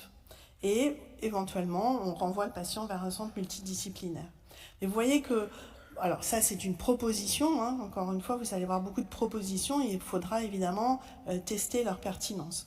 Une autre proposition, c'est celle de la Société suédoise de médecine du sommeil, où vous avez quelque chose qui est un petit peu dérivé de la classification d'Aveno qu'on a discuté hier à l'heure du déjeuner, avec des patients qui peuvent être asymptomatiques ou symptomatiques, des patients qui ont différents types de sévérité de l'IAH, différents âges et diverses comorbidités, enfin, qui ont ou pas des comorbidités cardiométaboliques qui sont éventuellement instables ou au contraire bien contrôlées. Et donc vous voyez que tout ce qui est en vert, hein, il y a le niveau de preuve est faible ou très faible pour recommander un traitement spécifique du syndrome d'apnée du sommeil. Donc par exemple, un patient qui a un IH à 30 mais qui est totalement asymptomatique, qui a plus de 65 ans et qui n'a pas de comorbidité, il n'y a pas beaucoup d'évidence probante que ce patient, il faut le traiter. À l'inverse, le patient asymptomatique qui a un IH supérieur à 30, des comorbidités mal contrôlé et qui a moins de 65 ans, c'est le cas dont Darny parlait tout à l'heure, et bien à ce moment-là, il y a des arguments pour le traiter. Donc là encore, ce sont des propositions basées sur l'analyse de la littérature, mais la pertinence de ces propositions n'a pas été testée. Alors, enfin, par la Société suédoise de sommeil. On a quelques méta-analyses sur cette idée de ne pas proposer de traitement agressif et de juste faire une surveillance active avec des règles d'hygiène de vie. Là, une méta-analyse de 2019 avec 35 études dans lesquelles il y avait 12 essais cliniques randomisés. Au total, un peu plus de 1400 patients avec un peu moins d'un tiers de femmes. Certains étaient sous PPC, d'autres pas. Ils ont été suivis entre 4 semaines et 48 semaines. Et ces patients bénéficiaient soit d'un protocole d'exercice physique, une approche diététique, hygiène de sommeil. Donc il y avait, selon les essais, une ou 3 de ces approches. Et ce qu'on voit, c'est une amélioration significative. Alors, indépendamment de la PPC. De l'IAH, de l'index de désaturation, de la somnolence, des paramètres de sommeil, grâce à ces approches thérapeutiques et qui étaient plus marquées chez les hommes avec un SAS modéré à sévère. Une autre méta-analyse qui décrivait des essais, alors là c'est que des essais cliniques randomisés, il y en a 4 au cours desquels les patients recevaient des conseils diététiques, 4 auxquels on leur donnait des conseils sur l'exercice physique, et 2 essais cliniques randomisés où on combinait les deux. Eh bien, alors 700 patients, pendant 4 à 12 semaines. C'est intéressant de noter, c'est pas marqué dans tout, c'est pas indiqué dans tous les essais, mais qu'il y avait entre 0 et 30% d'abandon.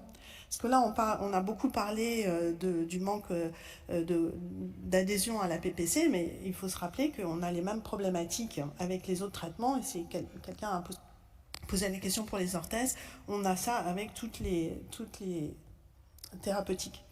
Il y avait une amélioration significative, et vous voyez quand même assez réduite, de l'IAH, et une amélioration significative de l'IMC pour les patients qui avaient des conseils diététiques, avec là, cette fois-ci, au contraire, une diminution cliniquement significative de l'IMC. Donc, ça marche de ne pas mettre les gens sous PPC, de leur proposer d'améliorer leur hygiène de vie.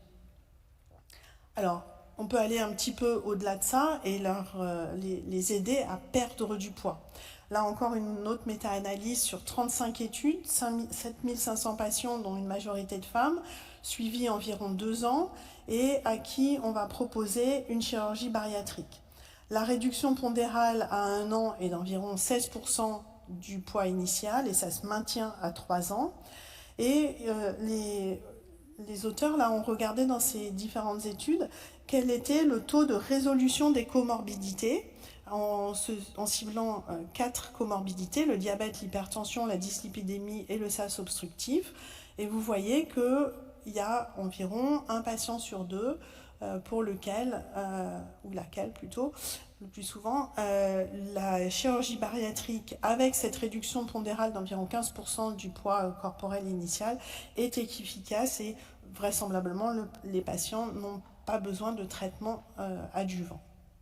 Alors, quelque chose qui est assez d'actualité, c'est une réduction pondérale non chirurgicale mais médicamenteuse.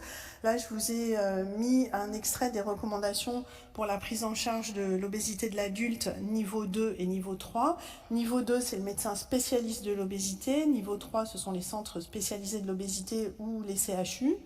Et dans la prise en charge médicamenteuse de l'obésité, donc là on parle de recommandations HAS, on ne parle pas d'AMM de telle ou telle molécule, en cas d'échec de la prise en charge nutritionnelle bien conduite, chez des patients qui relèvent des niveaux de recours 2 et 3, à ce moment-là, on peut prescrire d'emblée un traitement par analogue du GLP-1, notamment s'ils ont une obésité qui compromet leur autonomie ou entraîne une altération sévère de la fonction d'un organe, et en particulier ça pourrait être du pharynx avec un collapsus pharyngé répété. Alors ça a donné lieu à plusieurs éditoriaux ou papiers qui essayent de réfléchir à la place de ces thérapeutiques dans la prise en charge du syndrome d'apnée du sommeil de l'adulte. Pour l'instant, il n'y a évidemment que des hypothèses, des propositions, mais ça sera quelque chose de très intéressant à voir dans les années qui viennent. Alors, le traitement positionnel, vous savez que le SAS positionnel, qu'il soit avec un facteur positionnel ou exclusivement positionnel, est fréquent, notamment dans les études de cohorte, ça c'est la cohorte sommeil des Pays de la Loire, notamment pour les SAS modérés, légers et modérés, et que ces patients, je ne pense pas qu'on y ait fait allusion dans les 2 précédentes présentations, mais ces patients ont une observance à la PPC qui est moindre que les patients qui n'ont pas de caractère positionnel. Donc, on peut se dire que le traitement positionnel est une option chez certains patients, et là on a une méta-analyse de 7 études avec 180 patients. Alors évidemment on compare ces 180 patients à des milliers de patients pour d'autres études, ça fait un petit peu léger, mais donc 7 études, 180 patients qui ont été suivis entre 2 nuits et 3 mois, donc vous voyez c'est pas très homogène. Et 2 études de cette méta-analyse ont comparé le traitement positionnel et la PPC. Donc, le traitement positionnel est moins efficace que la PPC. C'est d'ailleurs les conclusions des auteurs, c'est que la PPC est plus efficace que le traitement positionnel. Et en revanche, en tout cas à court terme, l'adhésion au traitement est meilleure avec le traitement positionnel qu'avec la PPC. Et donc j'avais prévu de vous parler de ce concept, mais j'ai un espion qui m'a dit que Frédéric en avait déjà parlé. C'est ce concept que quand on prend en compte à la fois l'adhésion au traitement et l'efficacité thérapeutique, on a un index composite qui va nous décrire. Alors j'ai demandé à plusieurs personnes que je vais nommer, Jean-Arthur Micoulot, Julien Coelho, Sarah Hartley, DeepL, Lingui, Reverso. J'ai essayé de trouver comment en français on pouvait traduire Mean Disease Alleviation. Et j'ai décidé d'appeler ça efficacité thérapeutique globale. Donc c'est quelque chose qui n'est pas nouveau, mais Olivier van der Wecken et Frédéric Gagnadou ont écrit un éditorial à propos d'une étude dont je vais vous parler après, qui insiste sur ce concept. Peut-être que le traitement positionnel est moins efficace que la PPC, mais si c'est un point, si le patient est plus adhérent, au total, on a une efficacité globale qui est de meilleure qualité. Et donc, de plus en plus, dans les études, on voit ce concept d'efficacité thérapeutique globale. Donc voilà cet exemple avec le Night Balance. Sur 79 patients, vous voyez que c'est des patients qui ont un IH qui est vraiment faible, et donc ces patients-là, c'est évident qu'on ne va pas leur proposer une PPC. Donc ils ont essayé pendant 28 jours un dispositif vibrotactile antidécubitus dorsal, et on se retrouve avec 57% de patients répondeurs, réponse définie comme une diminution de l'IH de plus de 50%. Mais quand on regarde cette efficacité thérapeutique globale, on se rend compte que si on prend en compte l'efficacité thérapeutique et l'adhésion, eh bien les patients passent une grande partie de la nuit en décubitus dorsal avec une réduction de leur index d'apnée-hypopnée qui est tout à fait satisfaisante. Alors, chez certains patients, soit d'emblée, soit dans un deuxième temps, on a quand même envie, et il y a quelqu'un qui a posé la question de l'examen ORL, avec évidemment derrière la question d'un traitement chirurgical ORL. Chez certains patients, on va soit en première intention, soit en deuxième intention, se dire qu'il y a peut-être un obstacle anatomique qui fait qu'un traitement chirurgical serait approprié et plus approprié qu'un traitement par PPC. Donc là, il s'agit d'une étude australienne rétrospective sur 331 patients obèses avec un SAS relativement sévère, qui ont été vus dans ce centre entre 2008 et 2021. Tous les patients, quel que soit leur IH, quels que soient leurs symptômes, ont eu un essai de PPC, et les auteurs ont comparé l'efficacité de la PPC versus la chirurgie. Alors cette chirurgie, elle avait lieu en seconde intention, en cas d'inobservance ou d'intolérance à la PPC ou à l'orthèse, ou s'il y avait des effets secondaires significatifs de ces deux traitements, mais parfois aussi en première intention, soit parce que le patient refusait d'emblée la PPC et l'orthèse, soit parce que l'examen clinique ORL retrouvait une anomalie anatomique accessible à la chirurgie. Donc vous avez là la liste des types de chirurgie. Vous voyez que c'était essentiellement une chirurgie vélaire ou linguale, avec très peu de chirurgie bimaxillaire. Et donc on retrouve, et d'ailleurs l'éditorial d'Olivier et Frédéric faisait référence à cet article, on retrouve ce concept d'efficacité thérapeutique globale, avec ici l'efficacité thérapeutique sur la chirurgie, sur l'IAH de la chirurgie versus la PPC, donc il n'y a pas photo, la PPC est bien plus efficace. L'adhésion au traitement, pour la chirurgie, c'est du 100%, le patient n'a pas à faire quoi que ce soit d'autre. En revanche, la situation est plus contrastée pour la PPC, avec des patients qui ne sont pas observants. Et donc, quand on combine les deux, l'efficacité thérapeutique et l'adhésion au traitement, on obtient ce MDA, l'efficacité thérapeutique globale, où là, en revanche, la chirurgie tire mieux son épingle du jeu que la PPC. Donc, peut-être que, oui, quand on regarde que l'IAH, eh bien, on on n'a pas l'efficacité de la PPC. D'abord, il y a peut-être d'autres indices qu'on pourrait regarder, et notamment la qualité de vie, la somnolence, etc. Mais surtout, quand on combine ça avec l'adhésion, eh bien, on a une efficacité globale qui est meilleure avec la chirurgie. On peut aussi combiner les traitements.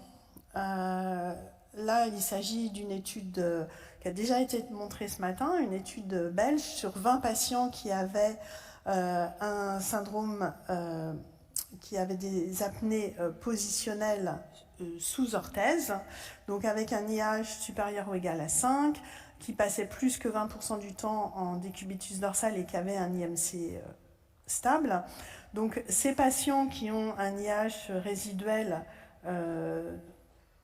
considéré comme imparfait, on leur fait essayer un dispositif du même type que celui que je vous ai montré tout à l'heure, et on compare ici l'index résiduel sous orthèse seule, l'index résiduel sous traitement positionnel. Donc on voit qu'on a une amélioration par rapport au diagnostic, mais quand on combine les deux, l'amélioration est supérieure avec très peu de patients qui avaient un IH résiduel supérieur à 5. Je crois qu'il n'y en a qu'un dans cette petite étude. Alors ça, c'était facile, traitement positionnel, orthèse, c'est pas bien... Tout le monde y a pensé. Là, je vais vous montrer 3 études, enfin un cas clinique, un protocole et une étude où on essaye de combiner les traitements de manière un petit peu plus futuriste. Donc là, il s'agit d'un homme obèse de 71 ans qui a un SAS positionnel, qui ne tolère pas la PPC. On lui met une orthèse, les symptômes persistent. Il est appareillé avec un stimulateur du 12, mais il est intolérant au voltage pour qu'on puisse se débarrasser des apnées résiduelles. Donc du coup, l'équipe qui le prend en charge décide de combiner la stimulation du 12 et l'orthèse, mais il reste intolérant au voltage qui est nécessaire pour abolir tous les événements. Et donc du coup, ce monsieur se retrouve avec un stimulateur du 12, une orthèse d'avancée mandibulaire et un traitement positionnel, et avec une bonne observance sur du moyen terme. Là, il s'agit de la description d'un protocole où on va combiner l'orthèse et la PPC chez le même patient. Donc le patient va mettre son orthèse plus le masque. Et donc c'est une étude proposée par Tim Quinnell en Grande-Bretagne. Je vous rappelle que dans les recommandations de 2014 de la Société de stomato-d'odonto-chirurgie maxillofaciale, il y avait une petite recommandation disant qu'on pouvait combiner l'orthèse et la PPC. Et puis, ça c'est l'apothéose, donc c'est une étude de l'équipe de Danny Eckert avec 23 patients qui ont un SAS relativement sévère, qui sont obèses, qui sont tous traités par orthèse. On leur fait en ventilation spontanée une polysomnographie au laboratoire, et comme il s'agit du laboratoire de Danny Eckert, on va évaluer leur endotype. Ensuite, donc, ils sont sous PPC, on leur fait une polysomnographie, et vous avez ces 23 patients qui gardent un IH supérieur à 10 par heure sur la PSG. Donc la première étape à ces patients, c'est qu'on leur rajoute à l'orthèse un traitement positionnel et une pression positive expiratoire. Alors je ne sais pas si vous connaissez, c'est un petit gadget qu'on met dans le nez, et à chaque expiration, on crée une auto-PEP en quelque sorte, qui est censée garder les voies aériennes supérieures ouvertes, plus l'orthèse, plus le night shift. Donc on les réenregistre, on voit si ils ont encore des apnées, et s'ils ont encore des apnées, on revient à l'endotype qui a été évalué sur la polysomnographie avec 3 types de patients, des patients qui ont un seuil d'éveil abaissé, des patients qui ont un loop gain élevé, des patients qui ont une mauvaise réponse musculaire, et on leur adapte leur traitement, puis si toujours ça ne va pas, on les met sous PPC. Donc après on compare l'IAH, là c'est l'IAH de base, avec l'orthèse seule, avec l'orthèse plus l'EPAP, plus le traitement positionnel, et puis là c'est des patients qui ont ça plus de l'oxygène, c'est ceux qui ont un loop gain élevé. Après il y a des patients, c'est le labo de Danny Eckert, donc ils ont droit à avoir de la tamoxétine et de l'oxybutyrine, et puis finalement vous en avez quand même 1 ou 2 qui se retrouvent avec tout ça plus la PPC. Donc Bon, c'est amusant sur le principe. On parlait tout à l'heure des patients qui ne toléraient pas le masque nasal ou le masque, les fuites, etc. Là, on est sur du patient spécial qui va tolérer l'association de tous ces traitements. Mais ce qui est intéressant, je pense, c'est de se dire, on sait que nos patients ont plusieurs mécanismes physiopathologiques qui sont intriqués, et on peut essayer de cibler tel ou tel mécanisme, et on peut en cibler plusieurs à la fois. Juste pour vous dire que donc là c'était des polysomnographies au laboratoire du sommeil. Maxime Patou a présenté tout à l'heure une façon d'endotyper les patients, d'évaluer l'endotype des patients que l'on peut faire sur une simple polysomnographie telle qu'on en fait quotidiennement. Donc on peut commencer à endotyper nos patients pour essayer de leur proposer le traitement le plus approprié. Donc voilà, la liste n'est pas exhaustive, et si on avait encore une journée de congrès, on pourrait passer en revue tous les autres traitements, pas alternatifs thérapeutiques. Et donc maintenant se pose la question de à quel moment du parcours patient on va proposer ce traitement. Donc vous avez déjà vu ce diagramme, à ce moment-là, on peut proposer un autre traitement que la PPC. Si le patient refuse la PPC, on peut à ce moment-là, dans un deuxième temps, lui dire bon écoutez, j'entends ce que vous me dites, mais vous avez vraiment des apnées qui sont préoccupantes pour telle et telle raison, on va vous proposer un autre traitement.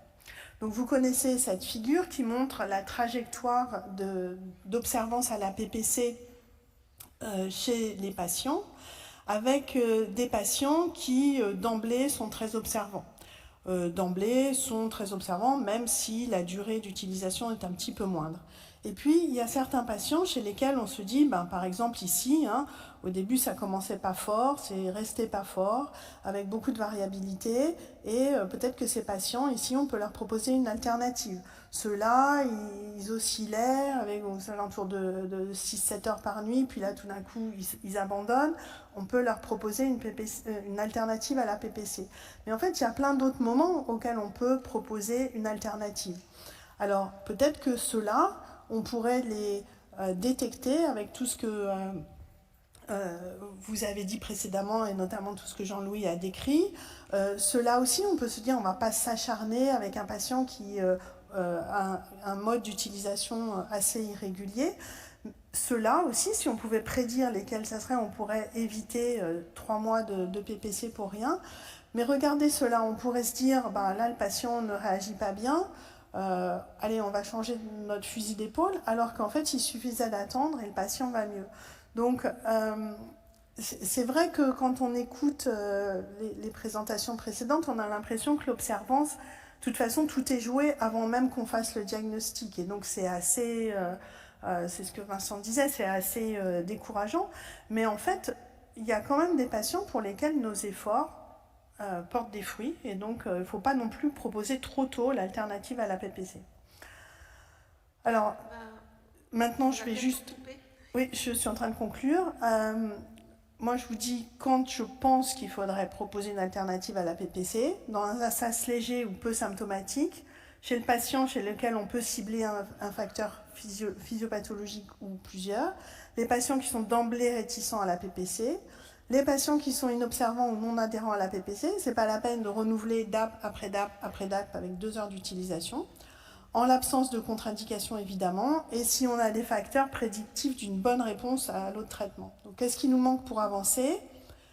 Des études solides avec une puissance suffisante pour certains traitements. Il y a des traitements qui sont mal étudiés, donc ça, il y a de la recherche à faire là-dessus. Des études de suivi à long terme sur l'efficacité thérapeutique globale et les complications. Des études médico-économiques, on n'a pas parlé de tout ça, mais ces traitements alternatifs, ils ont un coût. Et puis, des modalités pratiques applicables en routine pour évaluer l'endotype des patients, et ça commence déjà. Maxime a présenté quelque chose de prometteur lors d'une communication orale. Voilà, je vous remercie de votre attention. Merci beaucoup Sandrine, merci. Y a-t-il des questions dans l'Assemblée encore là ?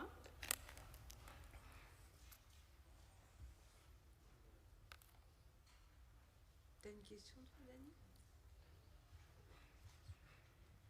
Mais t'as le droit, t'as le droit. Bon, écoutez, merci beaucoup. Hein? Tu penses que ces traitements alternatifs sont évalués sur des critères forts ou sur des critères faibles comme l'IH? En d'autres termes, est-ce qu'il y a des études sur la qualité de vie? Est-ce que tu as des études sur la qualité de vie dans ces traitements alternatifs, puisque tu as souvent présenté des études avec IH comme critère de jugement principal? Ben non, en fait, il n'y a pas beaucoup d'études avec des PROM, tout simplement. Alors ça commence, mais il n'y en a pas beaucoup. Hein. Il y en a pour un peu pour la stimulation du 12. Enfin, il n'y a pas beaucoup d'études correctes qui regardent autre chose que l'IH et éventuellement l'index de désaturation.